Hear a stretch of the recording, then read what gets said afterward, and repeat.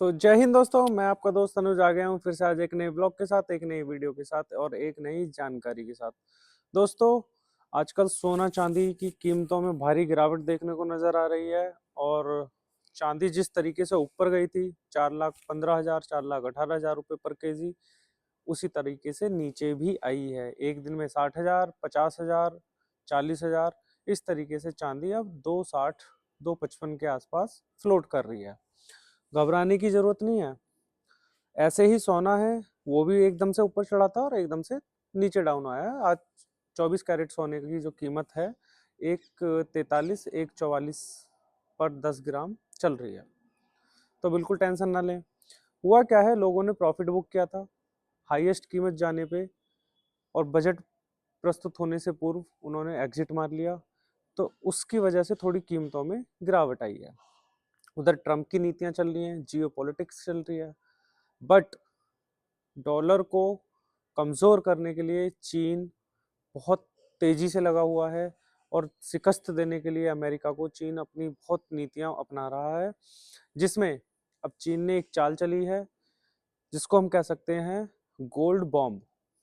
चीन ने क्या किया है, अपने यहाँ पे लॉकर्स की सुविधा गोल्ड को रखने के लिए, जो हर देश अपना गोल्ड वहाँ पे रख सकता है सेफ जोन में।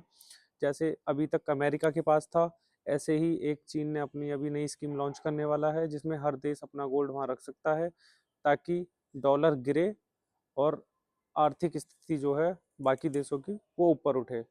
डॉलर को गिरने के पक्ष में जितने देश होंगे वो सब चीन के समर्थन में रहेंगे। और चीन, आपको बताता हूँ, अभी जो गोल्ड और सिल्वर की डिमांड है वो पूरे वर्ल्ड वाइड अभी कम नहीं हुई है, वो डिमांड उतनी ही चल रही है तेजी से। ये जो अभी नीचे गिरा है गोल्ड और सिल्वर, ये जस्ट प्रॉफिट बुकिंग की वजह से हुआ है। अभी जो गोल्ड और सिल्वर तेजी से बढ़ेगा ना अगले 1-2 महीने के अंदर, जिसने लॉन्ग टर्म इन्वेस्ट किया है उसके लिए कोई दिक्कत नहीं है।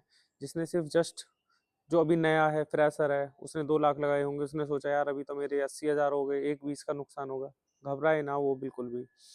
अंत तक देखना मेरा वीडियो, आपको समझाता हूँ इसका रीजन क्या है। सबसे बड़ा, चीन चाहता है कि अमेरिका नीचे जाए, डॉलर नीचे जाए, और चीन अपने आप को इलेक्ट्रिक व्हीकल्स के मैन्युफैक्चरिंग में भी सबसे आगे अपने आप को रख रहा है।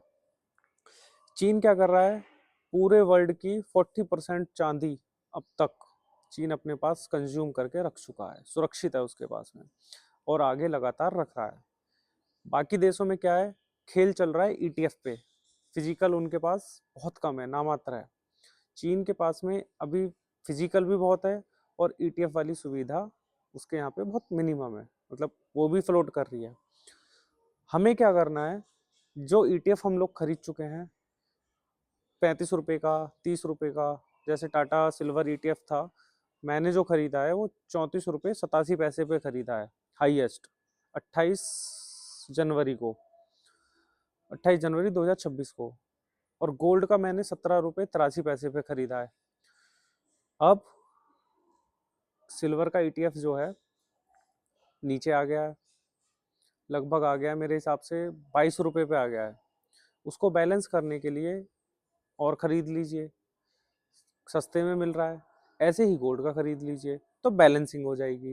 यकीन मानिएगा, इस माह के अंत तक आपको बहुत सारा फ्लैक्चुएशन देखने को मिलेगा और बिल्कुल घबराने की जरूरत नहीं है।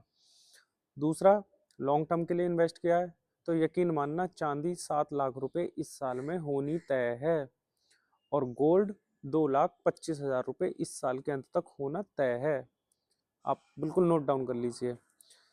बाकी आर्थिक संकट चल ही रहा है, जैसे कि अमेरिका जो है ईरान पे हमला कर रहा है, इधर उधर राजनीति खूब अपनी अपनाने में लग रहा है ताकि डॉलर बहुत मजबूत हो जाए, बाकी देश सब जाएं। तो सीधी सी संभावना है सब देश मिलके इसको गिराने में लगे हुए हैं अमेरिका को, और निश्चित तौर पे ये फिर से बूम पे आएगा, क्योंकि वर्ल्ड वाइड जो डिमांड है वो बहुत ज़्यादा है। आने वाला टाइम जो है इलेक्ट्रिक व्हीकल्स का है। हमारे भारत में सबसे बड़ी, चीन के बाद में सबसे बड़ी इकोनॉमी जो है, सबसे ज़्यादा आबादी वाला देश जो है हमारा भारत है। भारत में आप ही खुद सोच लीजिए कितने राज्यों में कितनी इलेक्ट्रिकल व्हीकल्स चली हैं, मात्र 5% इलेक्ट्रिक व्हीकल्स अभी ऑन रोड हैं। मैक्सिमम लोग अभी पेट्रोल, सीएनजी, डीजल व्हीकल्स ही यूज़ कर रहे हैं, ताकि अभी उन्हें चार्जिंग पॉइंट नहीं मिलता कहीं जाने में, कोई लॉन्ग टूर पे नहीं जा सकता कि यार वहाँ चार्जिंग मिले ना मिले। इसलिए लॉन्ग टूर के लिए अभी सब पेट्रोल, सीएनजी और डीजल व्हीकल्स यूज़ कर रहे हैं। चीन ने अपना कॉन्सेप्ट बिल्कुल क्लियर किया हुआ है कि आने वाले टाइम में सबसे बड़ा व्हीकल्स का निर्माता वही देश बनेगा, चीन। और वो चांदी को इस तरीके से कंज्यूम कर रहा है, अपने पास इस तरीके से इकट्ठी कर रहा है कि मतलब चांदी ही एक उसके पास सबसे बड़ा एसेट बन के रह जाएगा, और गोल्ड भी। तो इसलिए आप बिल्कुल मत घबराइए, बिल्कुल भी पैनिक मत होइए। अपने गोल्ड को, जो भी आपने खरीदा हुआ है, जो भी आपने ईटीएफ्स खरीदे हैं, सुरक्षित रखिए। बैलेंसिंग करने के लिए कम रेट्स में और खरीद लीजिए थोड़ा बहुत, ताकि आने वाले टाइम में आपको दोनों तरफ से मुनाफा हो।